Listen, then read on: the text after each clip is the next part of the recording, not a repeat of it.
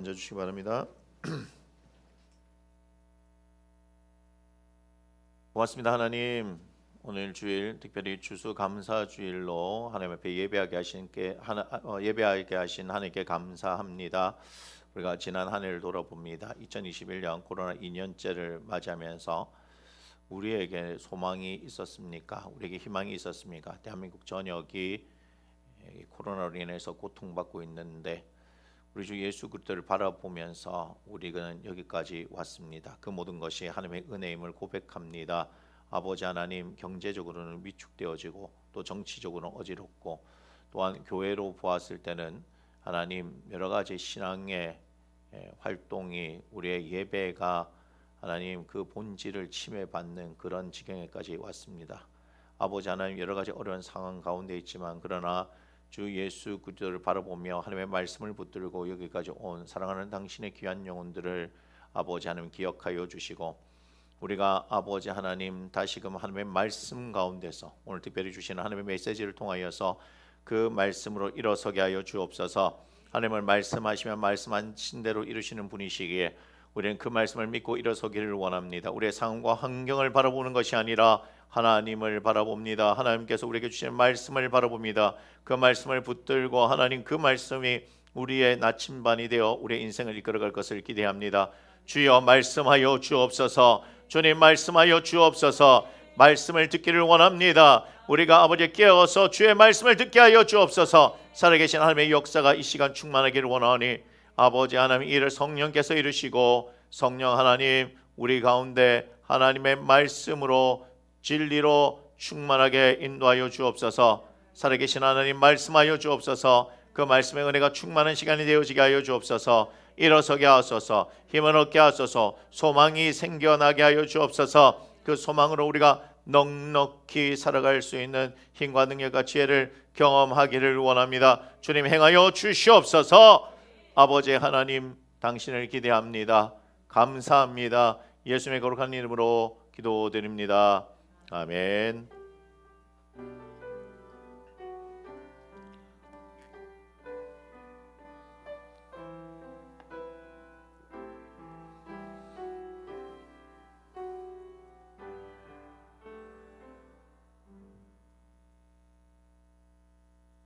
함께 나누는 말씀 누가복음 14장 15절로 24절의 말씀입니다. 누가복음 14장 15절로 24절의 말씀 한 절씩 교독하겠습니다. 15절의 말씀입니다. 함께 먹는 사람 중에 하나가 이 말을 듣고 이르되 무릇 하나님의 나라에서 떡을 먹는 자는 복되도다 하니,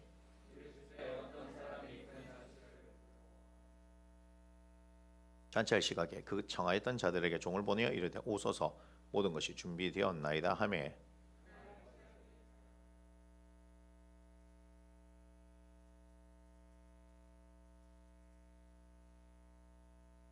또 한 사람이 이르되 나는 소 5겨리를 샀으며 시험하러 가니 청컨대 나를 양해하도록 하라 하고,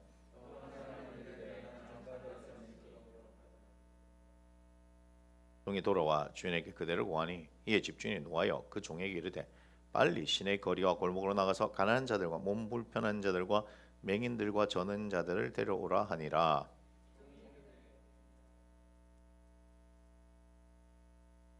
주인이 종에게 이르되 길과 산울타리로 나가서 사람을 강권하여 데려다가 내 집을 채우라.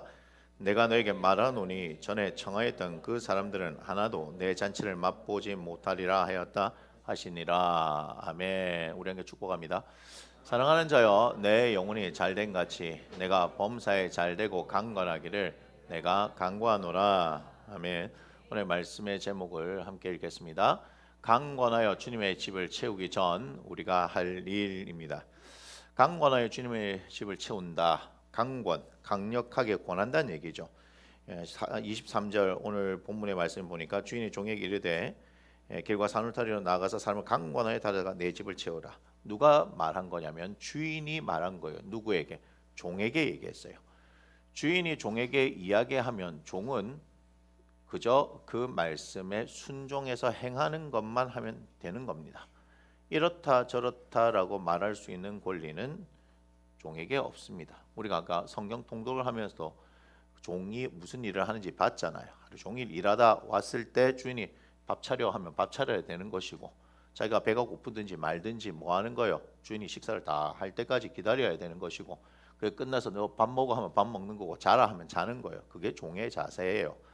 그러니 이 말씀을 가지고 특별히 목사들이 어떤 유혹을 받길 좋으냐면, 부흥이라는 이름 하에 교회를 사람들에게 오게 하는, 그죠? 이 자리를 채우게 하는 그러고 싶은 유혹. 그래서 이 말씀을 통하여서 강권해서 집을 채우라 주님께서 말씀하셨으니까 그렇게 하라, 이렇게 전도에 관련된 주제로 많은 말씀을 나누기도 합니다.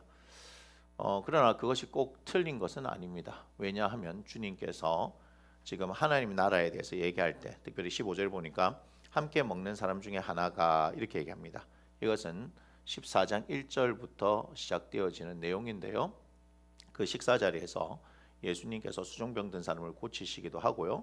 또한 어떻게 하라? 무릇 자기를 높이는 자는 낮아지고 낮아지려고 하는 자는 높아질 것이다 하는 그 가르침도 주십니다. 또한 갚을 수 있는 사람들을 청하여서 하지 말고 오히려 가난하고 절고 맹인되고 몸 불편한 사람들, 그들에게 베풀어서 네가 부활할 때 그것이 너에게 갚음이 되게 하라 하는 그런 가르침도 주십니다.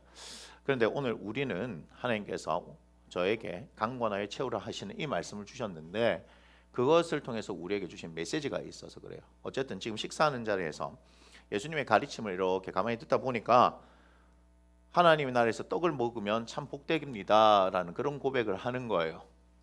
하나님 나라에서 우리도 결국은 어디 갈까요? 하나님의 나라에 가게 되겠죠.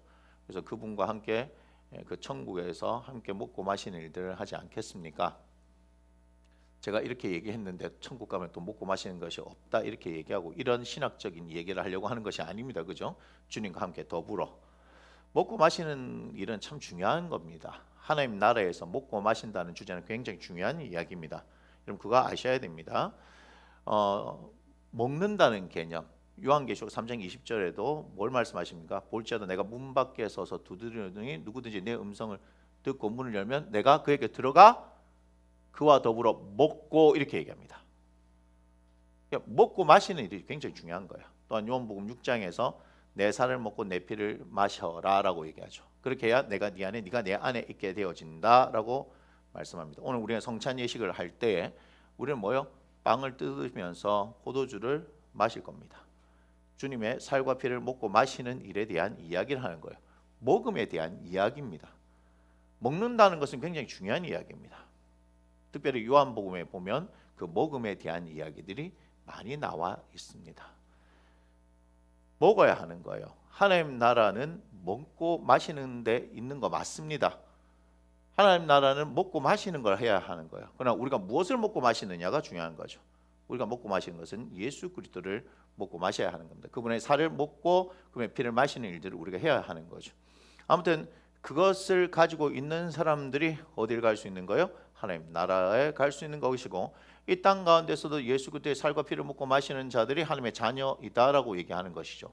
그래서 이 땅 가운데 우리는 무엇을 경험할 수 있습니까? 하나님 나라를 경험할 수 있습니다. 우리가 성경 통독하면서 17장에서도 누가복음 17장에서도 하나님의 나라는 여기 있다 저기 있다 할 것이 아니고 하나님의 나라는 어디 있다? 우리 마음속에 있다라고 말씀하고 있습니다. 이것은 예수 그리스도의 살과 피를 먹고 마신 사람들, 하나님의 천국이 우리 가운데 있다, 하나님의 나라가 있다는 것을 경험하게 되어지는 것이고, 주님의 살과 피를 먹고 마신 존재들이 어떻게 살 수 있다? 이 땅 가운데서 하나님의 나라를 경험하며 살아갈 수 있다는 것입니다. 그래서 하나님 나라 또한 하나님 나라의 관점으로 성경을 보는 것은 굉장히 중요한 관점 중에 하나가 될 수 있습니다. 아무튼 하나님 나라에서 떡을 먹는 자 복되다라고 한 사람이 그렇게 얘기를 했는데, 예수님께서 이 말씀을 하시죠. 어떤 사람이 큰 잔치를 베풀었어라고 말씀하십니다. 마태복음 보면은 한 임금이 있는데 혼인 잔치를 베푼다라고 또한 표현하고 있습니다. 근데 많은 사람을 청하였다, 여기에 주목하십시오. 어떤 사람? 많은 사람을 청했습니다. 그냥 특정한 다수가 아니죠. 여러분이 지금 자녀들을 결혼시킨다라고 했을 때 여러분들은 알고 계신 지인들이 얼마나 되겠습니까? 그죠? 우리가 정재계에 이름난 사람들 보면 뭐 큰 곳을 빌려 가지고 결혼식을 하는 이유가 뭐예요? 아는 사람이 많으니까 올 사람이 그만큼 있다는 거 아니겠습니까? 제가 결혼했을 때 아버님 말씀하시는데 저쪽으로만요. 제 아내 쪽은 잘 모르겠지만 제 쪽으로 하객이 350명이 왔었다. 한 350 뭐예요? 봉투 낸 사람이 350명이다 이 말이에요. 그거 보면 뭐예요? 봉투 안 낸 사람들까지 하면 더 많겠죠. 그리고 뭐 저희 교회에 있었던 성도들도 있었을 것이고 제 친구들도 있었을 것이고 그러니까 더 많이 왔겠죠. 굉장히 많이 온 거잖아요, 그죠? 그런데 유명한 사람들이라고 하면 얼마나 더 많겠습니까?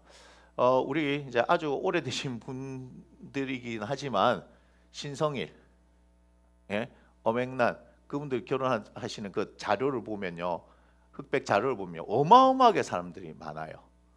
어마어마하게. 그런데 제가 기억하고 있는 것은 가수 이문세 씨 결혼할 때도 그분이 명동성당인가에서 아마 결혼했을 거예요. 인파들 어마어마했습니다. 물론 요즘 추세는 뭐예요? 스몰 웨딩이 추세이긴 하지만, 그죠? 그만큼 이렇게 많은 사람들이 오겠죠. 그러니까 그 사람이 그만큼 유명한 사람이냐, 권력을 가진 사람이냐에 따라서 하객의 숫자가 달라지겠지만 여기서 어떤 사람이 큰 잔치를 베풀었어요. 큰 잔치를 베풀었다. 그냥 일반적인 잔치가 아니라 큰 잔치를 베풀었으니까 그만큼 여력이 있는 사람이다라고 우리가 생각할 수 있고, 그러니까 큰 잔치를 베풀었으니까 거기에는 많은 사람이 와야 되겠죠. 왜냐? 큰 잔치다라고 했을 때 기본적으로 세팅되는 음식이 얼마나 많겠습니까? 그렇죠? 그것을 뭐 하는 거예요? 기꺼이 대접하겠다는 얘기죠. 대접하겠다. 그러니까 많은 사람들이 필요한 겁니다. 그런데 잔치할 시각에라는 말이 17절에 나옵니다. 무슨 말입니까? 잔치할 때 느닷없이 오늘 갑자기 지금 점심 드시러 가시죠. 밥 숟가락 하나 놓으면 되는 거니까 이렇게 얘기하는 게 아니잖아요. 잔치란 것은 미리 우리는 이야기를 하는 것이고 당신 스케줄을 조정해서 그곳에 꼭 오십시오 하는 의도가 있는 겁니다.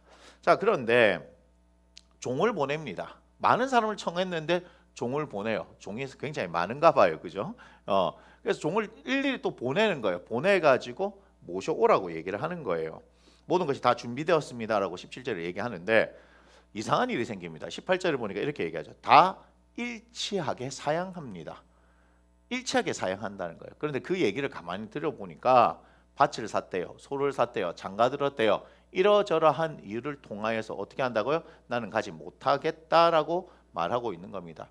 언뜻 보면 이해가 되어질 수 있는 이야기 같지만 다시 한번 생각해 보면 이것은 예의가 없는 것입니다. 왜 그러냐 하면 청했을 때는 미리 시간을 두고 청했을 거란 얘기죠. 갑작스럽게 되어진 게 아닙니다. 큰 잔치를 베푼다는 것은 그만큼 많은 인력이 투입될 것이고 그걸 위해서 오랜 시간 동안 준비를 했어야 할 것입니다. 많은 정성을 기울였을 거고 그 다음에 또 주인은 주인대로 많은 기대를 할 것이고 또 특별히 자신이 청했다는 거죠. 아무나 오게 하는 것이 아니죠. 많은 사람이긴 하지만 청했다는 거예요. 청했다는 것은 자신의 마음을 주는 겁니다.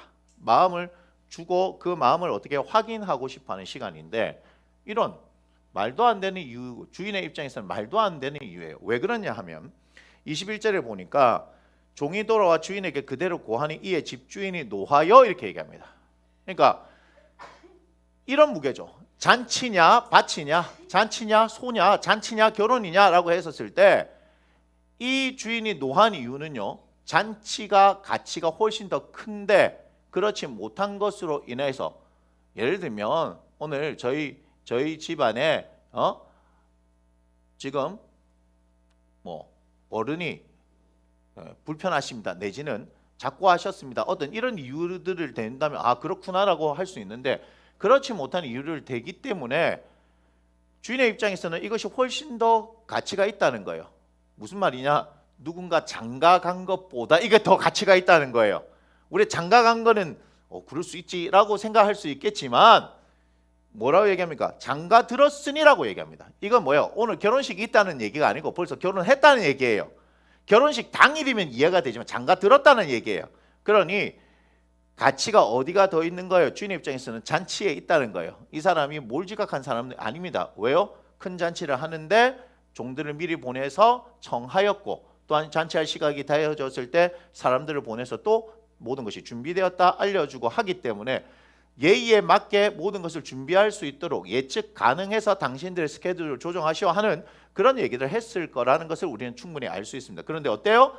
잔치보다 더 큰 어떤 이유 그에 상응하는 어떤 이유가 아닌 비교할 수 없는 것들을 통하여서 잔치에 대해서 사양을 하게 되어지니까 그것을 종이 그대로 이야기했더니 이 집주인이 화가 났습니다. 화가 났는데 여러분, 화가 난 걸로 끝이 난 게 아닙니다. 이것은 풀 수 없습니다. 24절 보세요. 내가 너에게 말하노니 전에 청하였던 그 사람들은 하나도 내 잔치를 맛보지 못하리라. 이걸 기억하셔야 됩니다. 큰 잔치를 베풀고 초청을 직접 가서 하지만 그럼에도 불구하고 그것을 사양한 사람들의 다시금 그 잔치를 맛볼 수 없다는 것, 무엇을 의미하는지 여러분 아실 겁니다. 하나님의 복음이 전해졌을 때, 즉 하나님의 나라에 들어갈 수 있는 것은 예수 믿음으로 말미암아서 들어갈 수 있는데, 복음이 전해지고 난 뒤에 그것이 끊임없이 복음이 전해질 것이다? 아니에요. 기회가 유한하다는 겁니다. 우리에게 기회가 유한한 건 뭐예요? 우리가 살아서 숨쉬는 이 동안밖에는 없습니다. 우리의 생명은 한 번밖에 없기 때문에 이 생명이 끝나고 나면 더 이상 하나님 나라를 우리는 경험할 수가 없습니다. 이것은 굉장히 중요한 이야기입니다. 그러니 주인이 뭘 얘기하는 겁니까? 21절을 보니까 종에게 이르되 화는 났지만 그럼에도 불구하고 이 잔치 자리에 누가 있어야 하는 거예요? 하객이 있어야 하는 거예요. 손님이 있어야 하는 거예요. 그렇게 해야지만이 이 잔치의 의미가 살아나기 때문에, 물론 청한 사람들이 왔으면 더 좋았을 법한데 그럼에도 불구하고 큰 잔치를 베푸는 이 주인은 그 하객이 없다 하더라도 뭘 해야 된다? 이 잔치는 계속해서 진행하겠다는 거예요. 그러니 빨리 가가지고 시내 거리와 골목으로 나가서 가난한 자들과 몸분변한 자들과 맹인들과 저는 자들 데려오라라고 얘기했을 때 어찌 보면 이 큰 잔치를 베푼 주인과는 전혀 상관없는 사람들의 이야기입니다. 그런데 그는 그 잔치를 위해서 어떻게 한다고요? 기꺼이 그와 상관없는 사람들도 초대한다는 얘기예요. 즉 하나님 나라에 우리가 합당하지 않다 하더라도 어때요? 주인이 청하면 합당하지 않은 우리들에게 자격이 생긴다는 겁니다. 우리는 사실 자격 없는 자들입니다. 하나님 나라를 경험할 수 있는 자들이 아니고 그 하나님께서 베풀어 주신 잔치에 참여할 수 있는 자들이 아니라는 얘기예요. 우리는 가난한 자들입니다. 어떤 면에서는 몸이 불편할 수 있고 우리는 앞을 못 보는 자들일 수도 있습니다.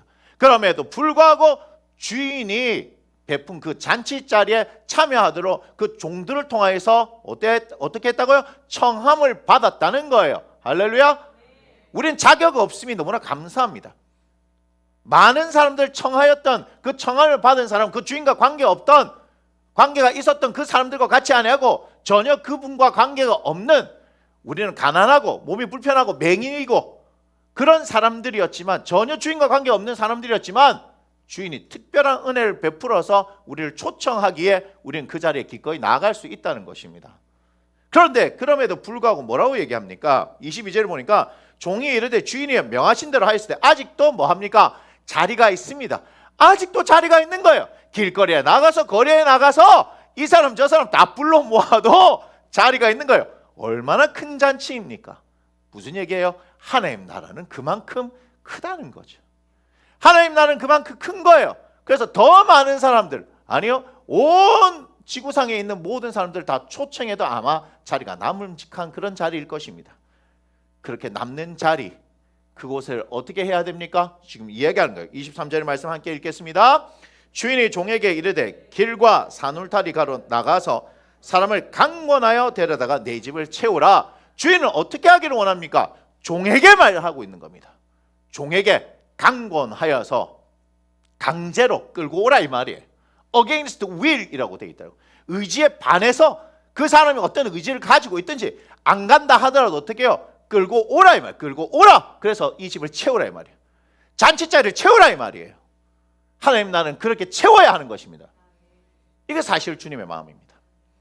하나님 나라에서 떡을 먹는 사람이 복되기 때문에 이 복된 자리에 초청해서 오지 않으면은 나가서 합당하지 않은 사람에도 채워야 할 것이고, 그럼에도 자리가 남게 되어질 때 억지로 끌고 와서라도 이곳을 채워야 하는 거예요. 하나님 나라는 그렇게 채우기를 원하시는 겁니다.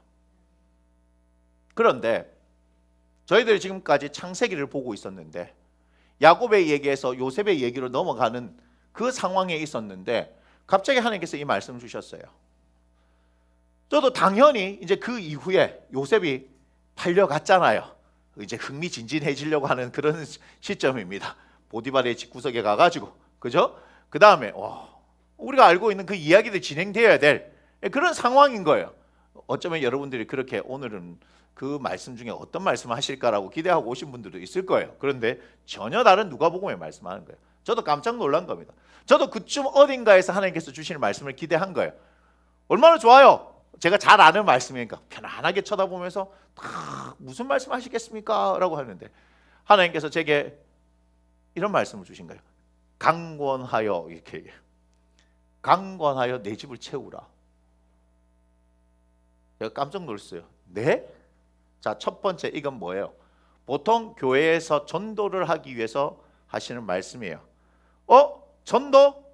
제 입장에서는 좋지만 성도들 입장은 부담스러워 하거든요. 전도하면. 왜냐? 저도 집사로 있어봐서 압니다. 예, 제가 전도를 제일 열심히 했었을 때 집사 때도 그랬고요. 제가 전도사 할 때, 전임 사역할 때 정말 전도하러 열심히 나갔습니다. 제가 사람들한테, 모르는 사람한테 말 붙이는 건 별로 문제가 아니에요. 그건 뭐 많은 준비가 필요 없습니다. 어제 혹시 저랑 이제 운동하러 같이 간 친구들은 봐서 알 겁니다. 어르신 한 분이 계신데 딱 들어가자마자 양쪽 무릎이 쫙 일자로 돼 있다. 이것은 뭐예요? 무릎을 수술했다. 누가 수술했습니까? 말 걸기 참 쉽습니다. 어르신 무릎 수술하셨네요? 그랬더니 뭐 모르는 사람이 갑자기 말을 거니까 딱 쳐다보잖아요. 한국 사람은 그래요, 그죠? 그래서 제 무릎을 보면서 저도 수술했습니다. 그러면요 경계가 무너져요. 접촉점이 있고 공통점이 있으면요 말 걸기 굉장히 쉽습니다. 그러니까 이야기 잘하지. 하원에게하고 봐서 말 잘하는 거예요. 그러면서 제가 그거는 이제 하진 않았지만 제가 누구인지 밝히고 그래서 얘기하면요 달라집니다. 특별히 사람들은 한국 교회를 막 엄청 욕하고 목사들 욕하는 것 같죠? 근데 면전에서 못합니다. 제가 목사입니다 하는데 꺼져라 이 새끼야 이렇게 안 합니다. 소금 뿌려야 되겠네. 아침부터 목사 놈을 만나가지고 이렇게 얘기하지 않습니다. 이해가 되세요? 그 정도 배짱이 있습니까? 예? 웬만해서 제 앞에서 그렇게 할 수가 없습니다. 예. 그런데 그래서 사실 쉬운 거예요. 복음 전하는 건 쉬운 겁니다. 예수 그리스도를 전하는 거니까. 그런데 그때 뭐 하는 거예요? 하고자 하는 마음만 있으면 성령께서 이끌어 가시면 하나님께서 열어 가시는 거예요. 그런데 복음에 대해서 거절이 있으면 아직 때가 아닌 거라 생각하면 되는 것이고, 그런데 필요할 때 던지면 받아들이면 복음을 전하는 거예요. 그래서 뭘 얘기합니까? 고린도전서에 보면 하나님께서 전도에 미련한 것으로 이렇게 얘기하죠. 예. 전도에 미련한 것으로. 누가 구원을 받을지는 알 수가 없습니다. 우리가 알 수 없습니다. 저 사람이 구원받을 수 있느냐 아니냐는 우리가 결정하는 게 아닙니다. 그렇기 때문에 우리는 뭐 하는 거예요? 끊임없이 복음을 전하는 거예요. 아니 우리 바울의 행님도 다닐 때마다 하나님의 역사가 확 일어나고 막 복음이 막 전해졌습니까? 그러려면 뭐 그렇게 될 것 같아도 그 행님 뭐하러 돌에 맞습니까? 에? 뭐 하려고 저 끌려가고 그죠? 채찍질 당하고 감옥에 처박히고 왜 그럽니까? 그럴 이유가 없잖아요. 근데 어디에 가면 복음이 또 전해지고 어디에 가면 핍박을 받고, 그럼 바울도 그것은 결정할 수 있는 일이 아니에요. 그분이 기도를 안 했습니까? 언제나 기도할 곳을 찾아다니시는 분인데, 언제나 성령의 인도하심을 따라 살아가는 분인데, 언제나 하나님의 말씀을 따라 살아가는 분인데 복음 전하는 것은 그의 뜻대로 되어지는 게 아닙니다. 그 형님이 말했잖아요. 고린도전서에서 전도에 미련한 것으로. 알 수가 없는 거예요. 복음을 전하는 자가 없으면요 들을 수가 없습니다. 그래서 우리는 복음을 전해야 되는 거 그건 당연한 겁니다. 이게는 우리가 겁을 내고 말고의 문제가 아닙니다. 저 사람이 이렇게 할까 저렇게 할까 그건 우리의 영역이 아닙니다. 그것은 성령께서 하시는 겁니다. 성령께서 하시는 거예요. 우리가 빌립보에서 누굴 만납니까? 루디아라는 사람을 만나죠. 그가 기도할 곳을 이렇게 갔었을 때 바울이 이야기하는 걸 통해서 어떻게 하나님께서 그의 마음을 열어주시는 것이 나온다 이 말이에요. 여러분 하나님의 복음은요 하나님께서 전하시는 겁니다. 전하는 자들 그냥 사용하실 뿐이지 하나님께서는 하나님의 일을 하나님께서 하시는 거예요. 근데 믿질 않아요 여러분들이. 왠 줄 아세요? 사람을 먼저 보기 때문에, 두려워하기 때문에, 무섭기 때문에. 종은요 그냥 주인 시키면 하면 그냥 하는 겁니다. 제가 그래서 어디 있을 때요, 저 안에 어디요 충주 있을 때 쓸고 다녔잖아요. 쓸고 다녔잖아요. 쓸고 다녔잖아요. 지금도 제가 그 일을 하는 거면요, 이 분당에 쓸고 다닙니다. 아니 뭐 저서 했는데 여기서 못합니까? 저 충주 사람들하고 분당 사람들 다른 사람들입니까? 무슨 얘기인지 아시겠어요? 아무것도 아니에요, 복음 전하는 거. 근데 여러분들 무서워하죠. 어떻게 하지? 뭘 어떻게 해요? 그냥 하면 됩니다. 거절당하는 기쁨을 배우면 됩니다.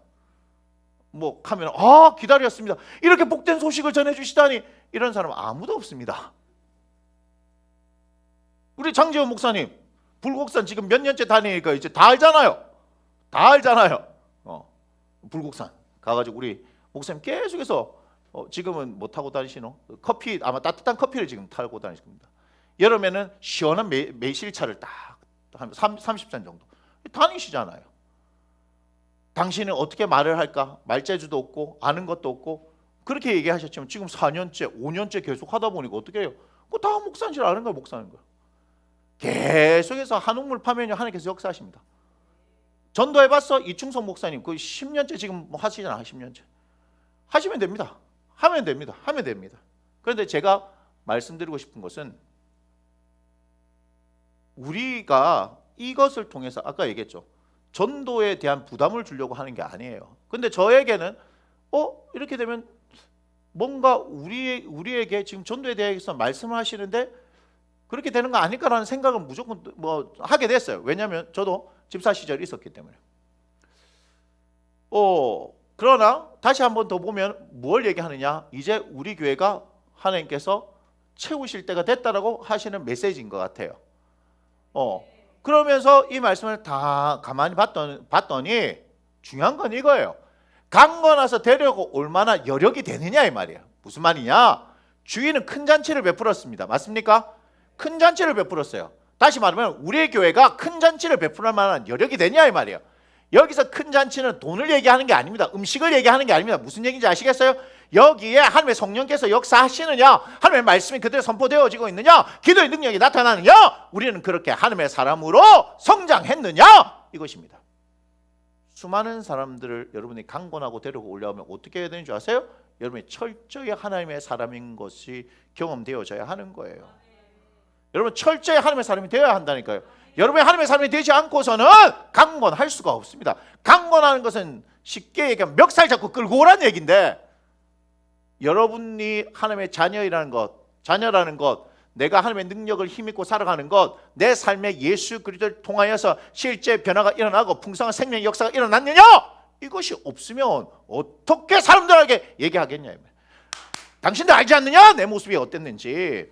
내가 그때는 교회를 다녔는데 그냥 그렇게 다니는 사람이었는데 내가 진짜 예수님을 만나고 하나님의 말씀을 경험하고 기도하고 살아보니까 내 삶이 바뀌어지고 내 가정이 바뀌어지고 내 삶의 자리가 바뀌어지더라.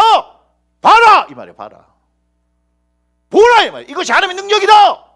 내가 믿는 하나님 당신도 믿어야 한다. 이거예요. 끝이잖아요. 여러분 무슨 얘기인지 아시겠어요? 여러분의 삶이 예수 그리스도의 생명으로 풍성해져야 한다 이 말이에요. 그것이 큰 잔치를 베풀 수 있는 능력이다 이 말입니다. 부끄럽지 않은 거예요. 우리에게 건물이건 부끄럽지 않습니다. 우리에게 부끄러워해야 할 것은 우리가 예수 그리스도의 생명으로 살아내지 못하는 것을 부끄러워해야 하는 거예요.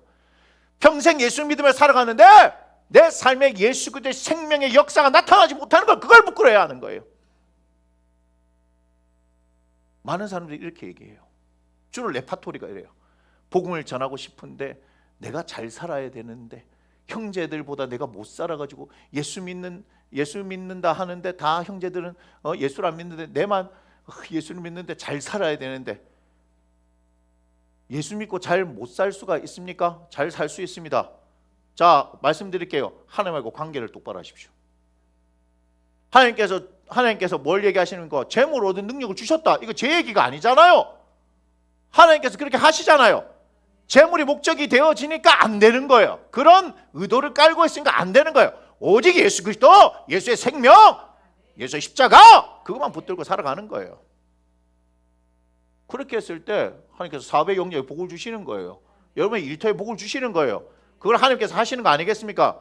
취업 맞아요. 지금 2030 세대들 취업이 안 되고 어렵다 하고 하는 거, 그 현실 맞다고요. 그럼 그 현실 가운데 뭐 하고 있을 거예요? 그냥 손 놓고 있을 겁니까? 우리가 하나님을 믿는다고 그러면 하나님을 붙들고 그분을 인해서 이 세상을 향해 돌파해야 되지 않겠습니까?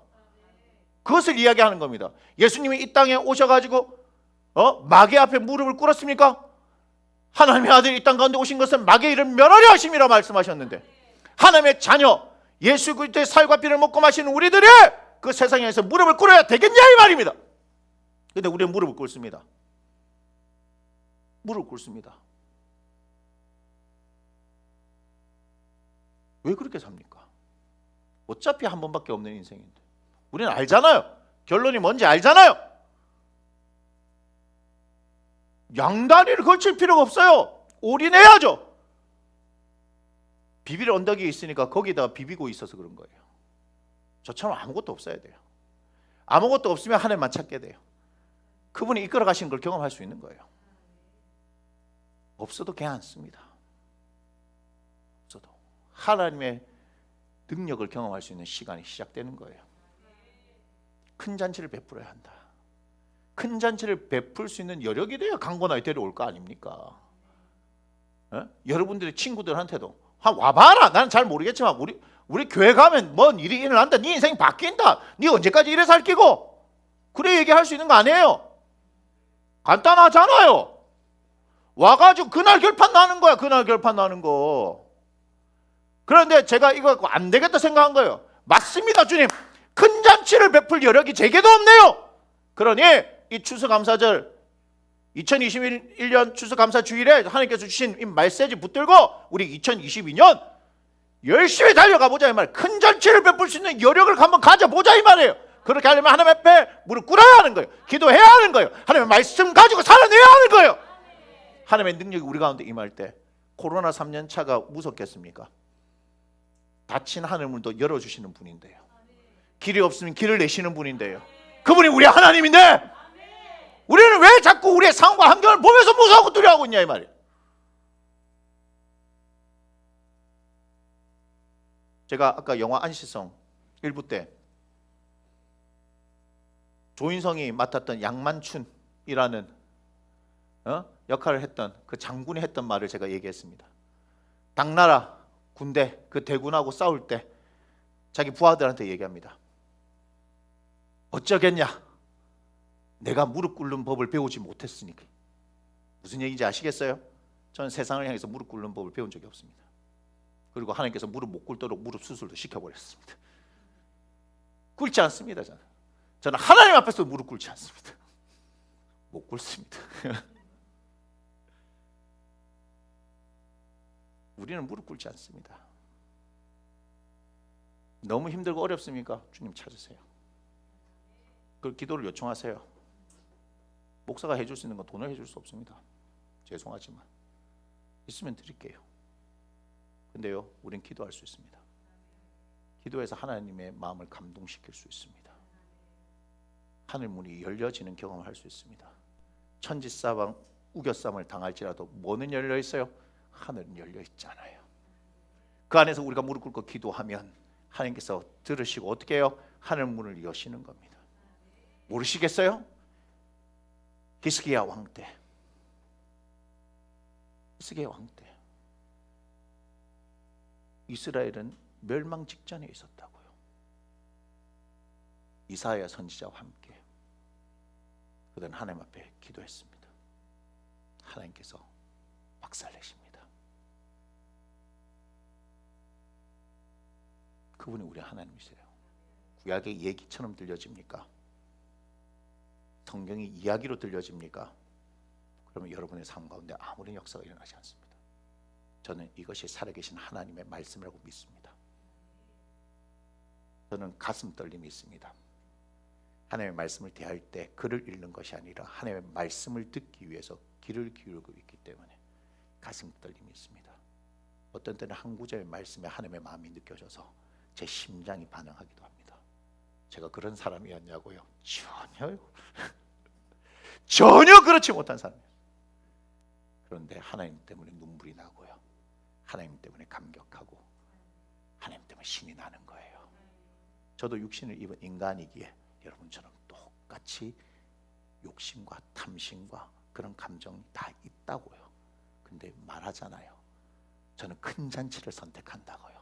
밭 샀다고 소 샀다고 소를 샀다고 장가 들었다고 거기에 창념하고는 인생이 아니에요. 저도 밭에 매이는 인생이고 소에 매이는 인생이고, 그죠? 제 삶의 매이는 인생이지만 큰 잔치를 베풀었기 때문에 그 잔치는 한 번밖에 없는 기회이기 때문에 결코 놓치지 않기 위해서 그걸 위해서 다른 모든 것을 제껴두고 그것을 향해서 간다는 거 기억하십시오. 저도 별 볼 일 없는 인생입니다. 하지만 무엇이 진짜냐, 무엇을 붙들어야 되냐, 무엇이 나를 살리느냐 알기 때문에 언제나 정답을 선택하는 훈련을 하는 거예요. 우리 큰 잔치를 베풀 수 있도록 우리가 준비할 건 딴 건 없어요. 뭔지 아세요? 더 주님을 사랑하는 거예요. 더 주님을 알아가는 거예요. 그런데 어떻게 알 수 있어요? 말씀을 봐야 알 수 있잖아요. 어떻게 알 수 있어요? 기도를 해야 알 수 있잖아요. 하나님의 능력은 하나님부터 오는 것인데 가만히 있는 사람에게 하나님의 능력이 임하는 겁니까? 하나님께서 메시지를 주셨잖아요. 우리에게 큰 잔치를 베풀 준비가 되라고 메시지를 주셨잖아요. 메시지를 주셨으면 그분이 그 일을 감당하게 하신다 이 말이에요. 그분이 우리에게 지혜와 능력을 주신다 이 말이에요. 저는 다시 말씀드립니다. 현실과 상관없는 신앙은 저하고 상관없습니다. 저는 철저히 이 현실을 신앙으로, 말씀으로, 기도로, 성령의 인도하심으로 그것을 뚫고 나가는 것, 거기에만 관심이 있습니다. 우리 성도들이 밥 벌어먹고 사는 것, 새끼 배 골지 않고 살아가는 것, 우리의 자녀들이 이 땅 가운데서 하나님의 부르심을 따라서 자신의 영역 가운데서 사업도 하고 학교도 다니고 직장생활도 하고 그렇게 하는 것에 관심이 있는 사람입니다. 아픈 사람, 병이 낫는 것에 관심이 있고요. 영적으로 힘들어하는 사람이 지정신이 되는 것에 관심이 있는 사람입니다. 괜찮아질 거예요 하는 그런 위로 따위는 죄송합니다. 저하고 상관없습니다. 괜찮아져야 합니다. 예수 그리스도, 우리가 빌립보서 2장 9절 이후에 매일 선포하는 이유가 뭔지 아십니까? 매번 예배 때마다 선포하는 이유가 뭔지 아십니까? 그 예수가 우리의 예수님이기 때문에. 저는 주문을 외운 게 아닙니다. 모든 것이 무릎 꿇었다. 예수 앞에 무릎 꿇어야 하지 않겠습니까?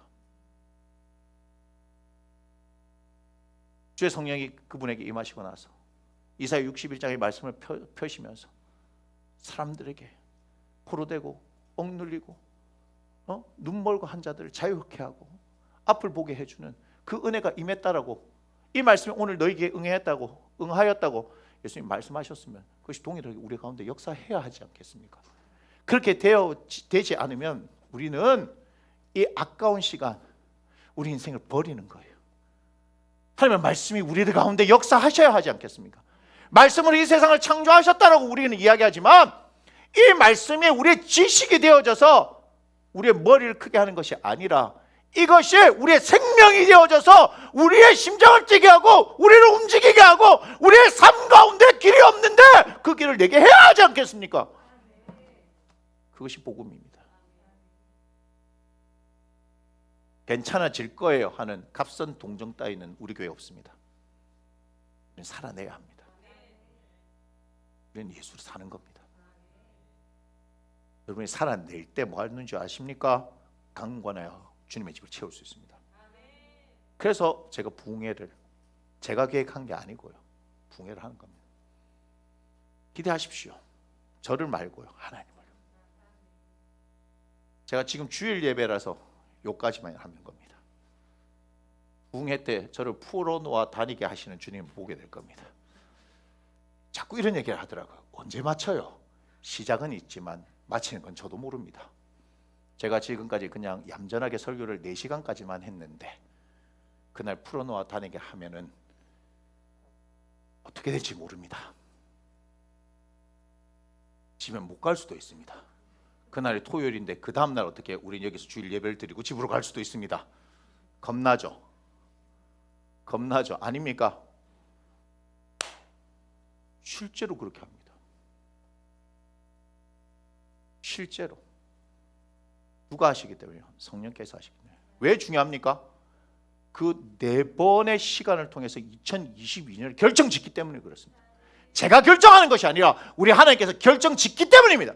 그 가운데 분명히 하나님이 주시는 메시지를 분명히 듣고 기도하며 응답을 받아서 하나님의 행하시는 역사가 일어나야 코로나로 인해서 무너진 일상 가운데서 우리는 우뚝 솟아날 수 있지 않겠습니까? 결국은 예수 그리스도만 희망이에요. 그분의 말씀만 희망이에요. 그럼 하나님은 버젓이 살아계시고 하나님의 성령께서 우리 가운데 역사하실 때 이곳에 가득한 하나님의 임재를 경험하게 될 것이며 하나님의 말씀의 능력을 경험하게 될 것이며 기도할 때 놀라운 일들을 경험하게 될 것이다, 이 말이에요. 그분이 우리의 하나님이라는 걸 보게 될 겁니다. 그래서 제가 말씀드렸잖아요. 붕해 기간에 그냥 의무적으로 헌금하지 마세요. 그 기간에 하나님이 역사하셨다면 그때 역사하시는 하나님을 찬양하고 헌금을 드리세요. 헌금 마땅히 드려야 하는 겁니다, 여러분. 의무적으로 드리지 마세요. 그 기간에 아무 일이 일어나지 않았지만 그럼에도 불구하고 우리에게 말씀하시고 응답하시는 하나님이시면 반드시 2022년 하실까요, 안 하실까요? 하게 된다, 이 말이에요. 3월달에 응답하시면 그때 붕해 헌금을 드리세요. 6월달에 응답하시면 그때 헌금을 드리세요. 왜 필요합니까? 살아계신 하나님을 여러분들이 고백하는 일이기 때문에 필요한 겁니다. 저는 확실한 겁니다. 그래서 맹목적인 믿음이 아니라 지금까지 저의 삶 가운데 역사하셨던 하나님이기 때문에 너무너무 우리 하나님이 기대가 되는 겁니다. 우리의 기준으로 우리의 관점으로 하나님을 제한시키지 마시고 그 하나님께서 한 번밖에 없는 인생 아닙니까? 이때 하나님께서 나를 불러주시고 하나님의 자녀로 삼아주셨을 때 하나님의 말씀 앞에 서고 기도하게 되어질 때 주의 성령께서 이끌어가실 때 그분의 행하시는 그 역사들을 경험할 수 있도록 우리의 인생을 온전히 그분 앞에 집중해야 되지 않겠습니까? 제가 잠깐 화장실 갔다 오는 사이도 무슨 생각을 했는지 아십니까? 갑자기 사순절이 생각이 나더라고요. 40번의 설교를 하는데 제가 예수와 십자가를 설교한다고 그랬잖아요. 제가 봤더니 25년을 해야 되더라고요. 그러면 예수와 십자가가 1000번이에요, 설교가. 야, 맞습니다. 야, 맞습니다. 예수와 십자가에 대해서 저만큼 많이 설교한 사람 없을 거더라고요. 여러분 착각하지 마십시오. 제가 성령 얘기하니까 성령 사역자인 줄 아십니까? 성령 하는 사람은요 예수를 알게 되는 거예요. 성령 하는 사람이 십자가를 알게 되어지는 거예요. 그 예수 그리스도의 이름, 그 이름의 능력, 십자가의 능력, 십자가의 의미, 그것으로 우리는 살아가기 때문에 그렇습니다. 파도 안 나올 것 같죠? 제가 파는 게 아니에요. 이것은 신비이기 때문에 그분이 가르쳐 주신 대로 기대가 되는 거예요. 기대가 되는 거예요. 은퇴하고 나서 많이 예수와 십자가에 대한 글만 써야 돼요. 왠지 아세요? 우리를 살게 하는 힘이 그것이기 때문에요. 가정을 살리는 힘, 국가를 살리는 힘, 전 세계를 살릴 수 있는 힘, 예수 그리스도. 그 외에는 없어요. 우리는 그걸로 철저히 살아야 되는 사람들입니다. 그래서 우리 2021년 추수감사주에 하나님께 주신 메시지 붙들고, 그렇지, 이 주님의 집을 내가 강권하여 채우겠다는 그 결단을 하십시오. 그러려고 하면 어떻게 됩니까? 이곳에 큰 잔치가 베풀어져야 합니다.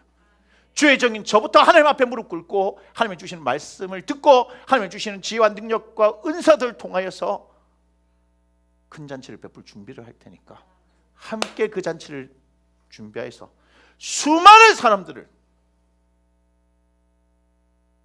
주님 전으로 이끌어냅시다. 우리는 주인이 아닙니다. 우리는 종입니다. 말씀하신 대로 그 일을 이루는 하나님의 사람들이 되어지기를 주님의 이름으로 축원합니다. 기도합니다. 고맙습니다. 하나님, 강권하여 내 집을 채우라 말씀하시니 말씀대로 순종하는 우리가 되겠습니다. 하나님께서 큰 잔치를 베푸실 준비를 하는데 우리가 준비되어지지 않은 것을 보게 되어질 때 주님 준비하게 하여 주옵소서. 2021년에 이 메시지를 붙들고 2022년을 향해서 열심히 나아가기를 원합니다. 주님 역사하셔서 살아계신 하나님의 능력을 경험하는 우리가 되게 하여 주시고, 코로나 2년 차든 3년 차든 우리와 상관없습니다. 우리는 주 예수의 이름으로 말씀의 능력으로 성령의 이끄심으로 일어설 것입니다. 그러한 일들이 하나님 우리의 현실 가운데 나타나는 것을 바라보기를 원하니 주여 행하여 주옵소서. 순종하겠나이다. 주님의 집을 강건하게 채우겠나이다. 주님 역사하여 주옵소서. 감사합니다. 예수님의 거룩하신 이름으로 기도드립니다. 아멘. 이 시간은 우리가 성찬식을 하겠습니다. 1부에 이어서 2부에 성찬식을 하게 됩니다. 자, 기도하겠습니다. 주님 고맙습니다. 우리가 추수감사주의를 통하여서 예수 그리스도의 살과 피를 먹고 마시는 이 일을 기념하며 주님의 마음 우리가 알기를 원합니다. 예수 그리스도의 생명이 우리 안에 있음을 경험하는 이 시간이 되어지기를 원합니다. 축복합니다. 예수님의 거룩하신 이름으로 감사하며 기도합니다. 아멘. 이 성찬 예식은 우리 주님께서 잡수시기 전날 밤에 사랑하는 제자들과 함께 나누기를 원하셨던 그 6월절 마지막 식사 자리에서 직접 주님께서 제정하신 것입니다. 오늘 우리 추수감사주일에 이 성찬식을 나눌 때에는 경건한 마음으로 하는 것이 아니라 내 죄를 위해서 주님께서 십자가에서 당신의 살을 찢으셨구나, 피를 흘리셨구나, 그런 애상적인 분위기가 아니라 그 살과 피를 나누어 주신 주님의 마음, 즉 주님의 살을 우리에게 먹게 하시며 주님의 피를 마시게 함으로 말미암아서 예수의 생명이 우리 가운데 들어오게 함으로 말미암아 죄의 종로로 사는 우리들을 이제는 하나님의 자녀가 되게 하는 이 놀라운 주님의 은혜에 감사하고 감격하는 시간이 되어야 한다는 거예요.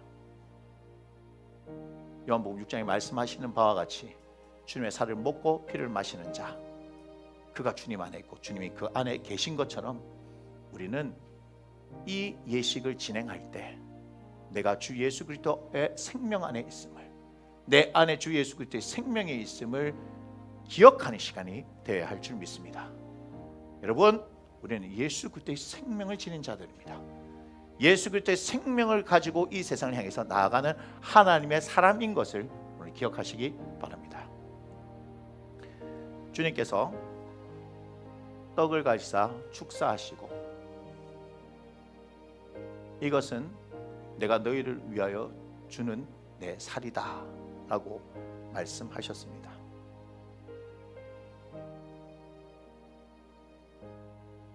또한 식사를 하시고 마치신 후에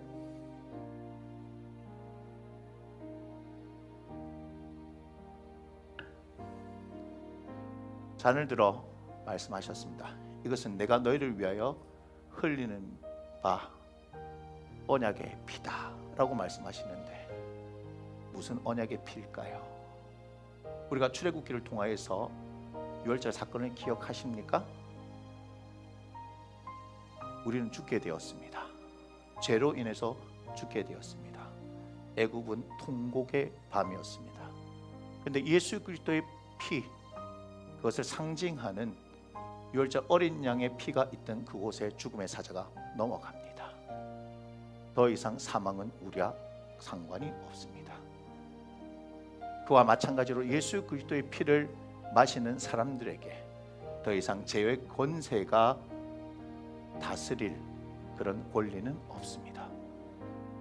우리는 이 피를 마심으로 말미암아 예수 그리스도의 생명이 우리 가운데 흐르게 함으로 말미암아서 하나님의 자녀가 되었음을 기억하십시오. 더 이상 우리는 죄의 종노릇하며 사망에 매여 무서워하면서 두려워 떨며 사는 존재들이 아님을 기억하십시오. 단순한 예식이 아닙니다. 오늘 우리는 빵과 또한 잔을 나눌 때에 예수의 생명이 우리 가운데 있음으로 말미암아 하나님의 자녀라는 것을 기억하시고 우리 가운데 예수의 생명이 흐르는 것을 기억하는 이 시간이 되기를 바랍니다. 아멘. 자, 우리 목사님들 나오세요.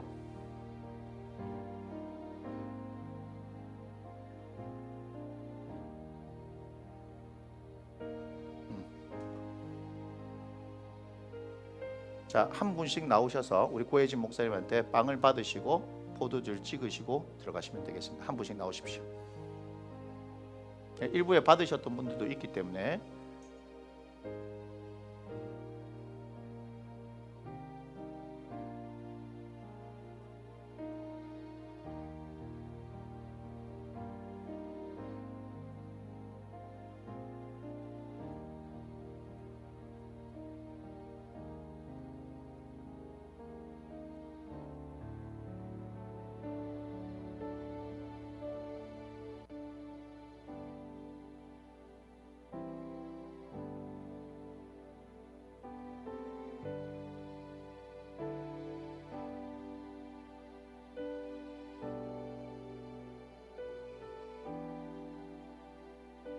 다 받으셨으면 기도하겠습니다. 못 받으신 분들 없으시죠?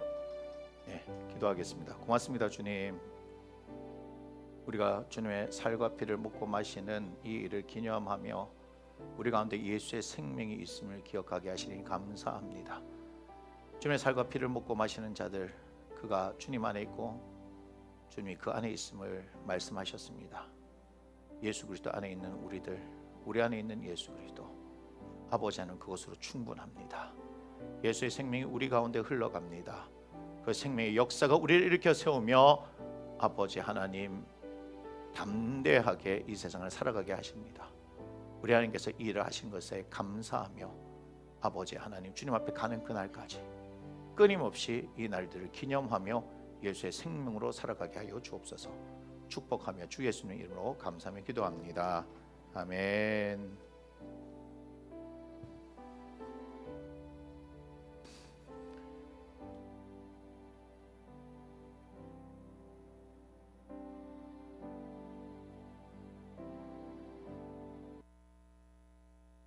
성찬 예식에 현장에 나오지 못하신 분들은 제가 직접 갈 겁니다. 가서 연락을 해서 같이 개인적으로도 성찬식을 할 거니까 그렇게 알고 계시면 될 거고요. 기도하겠습니다. 고맙습니다, 주님. 하나님 앞에 마음을 드린 귀한 영혼들을 한 사람 한 사람 기억하여 주셔서 주 예수의 은혜가 이들 가운데 넘치기를 원하니 주님 기억하여 주시고 넘치는 은혜가 이들 가운데 있게 하여 주옵소서. 이들 마음을 하나님 아시지요? 드린 마음들 주의 은혜가 부어지게 하시고 이 예물이 아름답게 쓰여지기를 원하는데 특별히 선교지에 흘려보낼 아버지 이 예물 아버지 하나님 그 은혜가 더해지고 그 선교지의 생명의 역사가 나타나게 하여 주옵소서. 이제는 우리를 위하여서 기꺼이 자신의 살과 피를 흘려주시는 우리 주 예수 그리스도의 은혜와 그 일을 기뻐하시는 우리 아버지 되신 하나님의 지극히 크신 사랑하심과 성령이 내주 감화 감동 요통 역사하심이 큰 잔치를 베풀 여력에 있는 하나님의 사람들이 되기를 위하여 우리에게 말씀하신 바 하나님의 그 말씀 앞에 순종하며 살아가기를 원하는 그 말씀을 이루어가기를 원하는 사랑하는 나무심는 교회 성도들 머리 위에 그들 가정 위에 사업장과 일터 위에 그들 관계와 학업과 계획과 진로와 그들의 장래 위에 지금 함께 예배하는 조국 대한민국의 교회와 전 세계 교회 위에 이제부터 영원토록 함께 하시기를 주 예수 이름으로 간절히 축원하옵나이다. 아멘.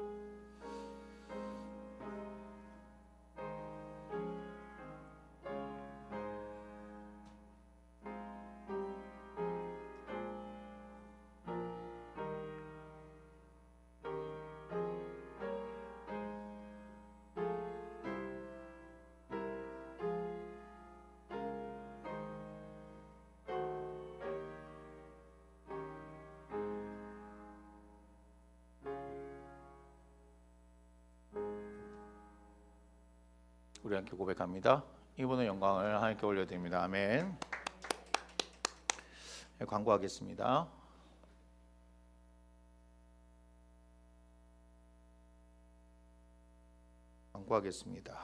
성경 읽기 8주차 계속해서 진행되고 있습니다. 계속해서 성경 읽기표에 따라서 성경을 계속해서 읽어주시고 추수감사주일 오늘 성찬식으로 함께했습니다. 그리고 추수감사헌금은 우리가 부활주일 또 추수감사주일 또 한 달 뒤에 성탄절이 있죠, 그죠? 그때 드리는 감사헌금들을 전부 다 선교지로 흘려보냅니다.